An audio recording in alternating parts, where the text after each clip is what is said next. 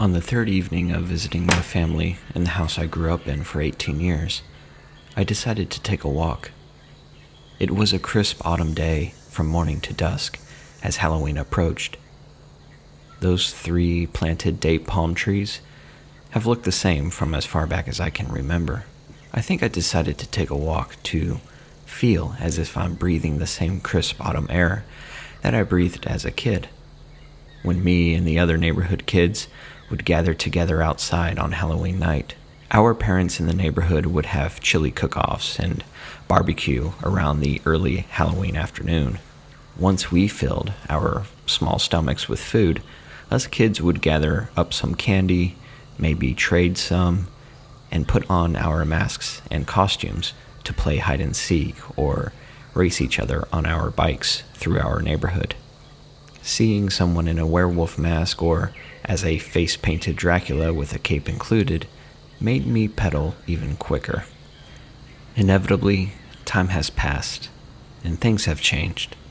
The neighborhood feels smaller as I look around at the various places I hung out at as a kid. Once I became a teenager, I didn't have much interest in hanging around the electrical box at the end of the street like we did as kids, eating our ice cream or using it as an object to hide behind and hide and seek. The red house at the end is owned by a man in his 30s who wasn't there before when I was a kid, but his brother parked his taco truck on the side of the garage where it's been sitting for a few years now, according to my parents. One time, I remember my mom driving me and a couple of the other neighborhood kids to trick-or-treat in other nearby neighborhoods throughout the town of Luling. But for all the other handful of Halloweens, we just stayed here, in our neighborhood. It may not look like much, but this place certainly kept me entertained as a kid. You could cover trick-or-treating this neighborhood in 10 minutes if everyone stayed indoors and didn't congregate around the local backyard for barbecue and chili. Despite what the name of this neighborhood suggests, there is no view of a lake, but the lake is only a 5-minute drive east of here. You can take a canoe or a kayak if you want to. I've just never seen anyone in my neighborhood own or rent a boat. Sure, it's not as if we're all living on a gold mine here, but I think we just enjoy the space we are given in our neighborhood and the more quiet approach to our lake adventures during those warm summer nights. No kid from a neighborhood has gone out and made their name world-renowned, but we always got to see a golden sunset, seemingly each and every evening. We always referred to the fire hydrants as being in the perfect spot for whenever those large Christmas light bulbs pop and set a house ablaze. One chilly Christmas night, I remember a full moon made its appearance over the trees, and my childhood mind must have embellished what I truly saw, because I recall the moon glistening as if it was decorated by Santa Claus and all sorts of Christmas lights after it was crusted over with snow. A magical Christmas moon. If only that was truly a thing. The lamppost right in front of the porter's house is the one Rick ran into when he chased after a soccer ball that got a little too far out of his control. We always teased him about it afterwards, but he was always extra cautious around that area and looked at that pole as if it made a mistake being there. The McDaniels, they have their Halloween decorations out, including their human-sized frozen body.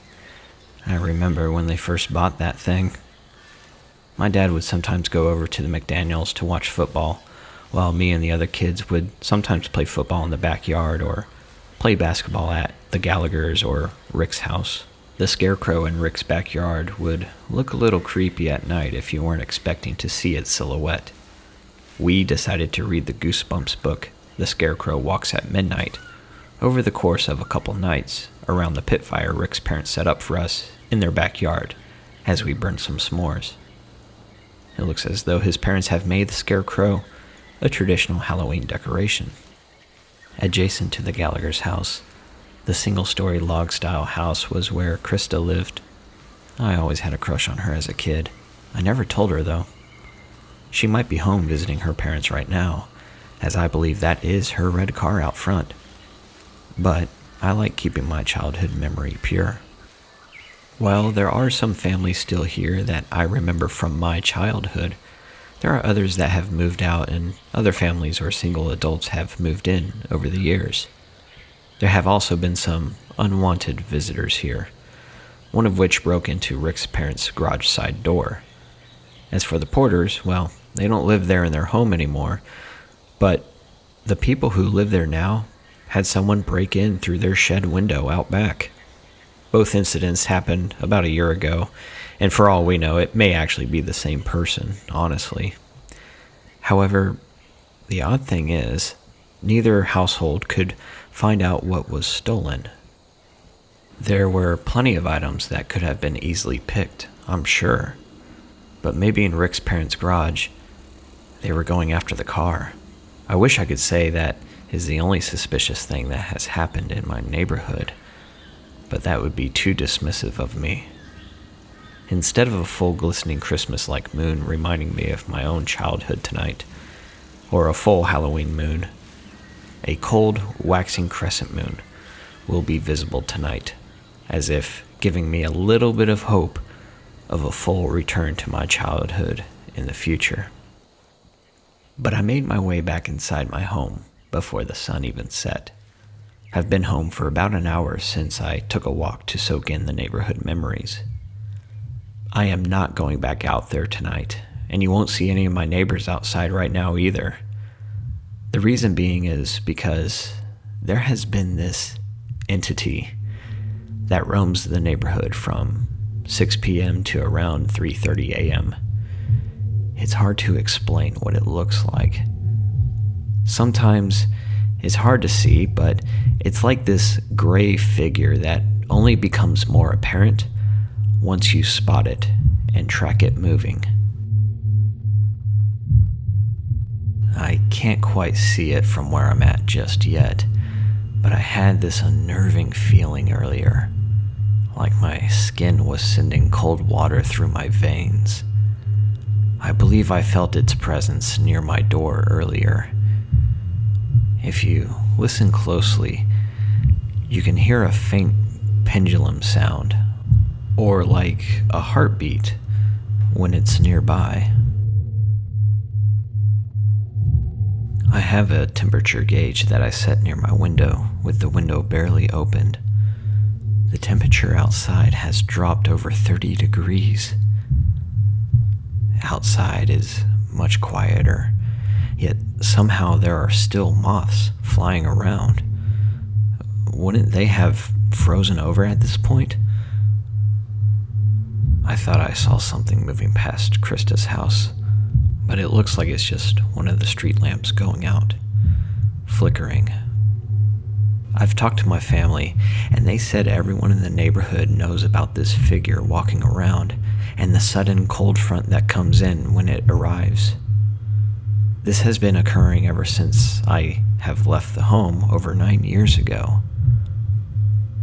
But this figure only comes by each night for about 2 weeks, at the end of October and into November, and then it goes away, according to my family. This would seem too crazy to tell anyone else. As typical of most horror films, the troubled ones never seem to want to confront others about. There it is. It's right in front of the street lamp. In front of my house on the other side of the street. Oh, I think it might be looking at me. Oh, wait, no, it's moving. It's going further up the street. Is it leaving?